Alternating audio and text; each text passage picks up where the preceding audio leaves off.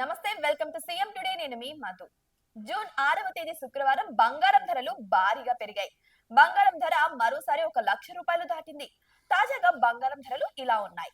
24 క్యారెట్ల 10 గ్రాముల బంగారం ధర 1,08,010 రూపాయల వద్ద పలుకుతుంది.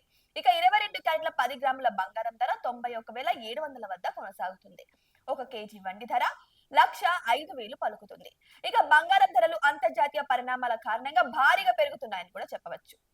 బంగారం ధరలు ప్రధానంగా రష్యా, ఉక్రెయిన్ మధ్య కొనసాగుతున్న ఉద్రిక్తతల కారణంగా భారీగా పెరుగుతుందని కూడా చెప్పవచ్చు.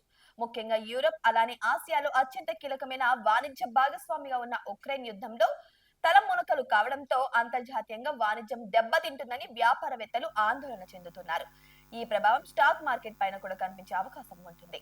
స్టాక్ మార్కెట్ లో నష్టాలు నమోదయ్యే కొద్దీ మార్కెట్ లో బంగారం ధర పెరుగుతుంది. ఈ రెండింటికి అవినాభావ సంబంధం ఉందని కూడా చెప్పవచ్చు. ఇక బంగారం ధర ప్రస్తుతం 1,00,000 రూపాయలు దాటి ముందుకు దూసుకెళ్లింది. ఇక బంగారం ధరలు ఆల్ టైమ్ రికార్డు స్థాయిని మరోసారి తాకాయని కూడా చెప్పవచ్చు. అయితే ప్రస్తుతం బంగారం ధరలు భారీగా పెరిగిన నేపథ్యంలో పసిడి ఆభరణాలు కొనుగోలు చేసే వారికి ఇది చాలా ఇబ్బందికరమని కూడా చెప్పవచ్చు. ఎందుకంటే బంగారం ధరలు భారీగా పెరిగిన నేపథ్యంలో పసిడి ఆభరణాల ధరలు కూడా భారీగా పెరుగుతాయి. ఈ కారణంగా బంగారం కొనుగోలు చేయాలంటే చాలా ఎక్కువ డబ్బు ఖర్చు చేయాల్సిన పరిస్థితి ఏర్పడిందని చెప్పొచ్చు. ఇక అయితే ఎవరైతే బంగారంలో పెట్టుబడి పెడుతుంటారో వారికి మాత్రం ఈ పరిణామం చాలా లాభదాయకం అని కూడా చెప్పవచ్చు.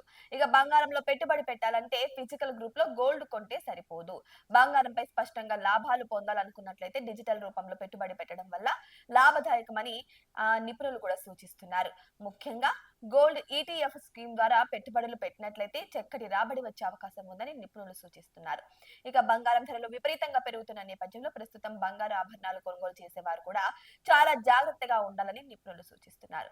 నగల నాణ్యత విషయంలో ఏ మాత్రం తేడా వచ్చినా కూడా పెరిగిన ధరల కారణంగా మీరు పెద్ద మొత్తంలో నష్టపోయే అవకాశం ఉందని కూడా నిపుణులు సూచిస్తున్నారు.